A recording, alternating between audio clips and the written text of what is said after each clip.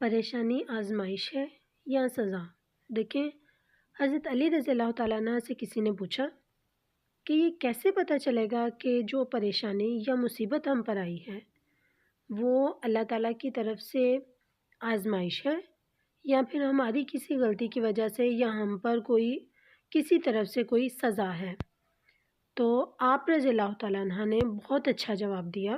آپ نے فرمایا کہ جو مصیبت یا جو تکلیف تجھے اللہ کی طرف لے جائے وہ آزمائش ہے، اور جو مصیبت یا تکلیف تمہیں اللہ تعالیٰ سے دور کر دے تو وہ سزا ہے۔ یعنی ایسی آزمائش، ایسی مصیبت جو تمہیں اللہ کے پاس کرے، یعنی جس کے آنے سے تم خدا کے قریب ہو جاؤ، ذکر و اذکار شروع کر دو، وہ آزمائش ہے، اور ایسی جس کے آنے سے تم خدا سے باغی ہو جاؤ، یعنی اللہ تعالیٰ سے دور ہو جاؤ، تو وہ ایک سزا ہے۔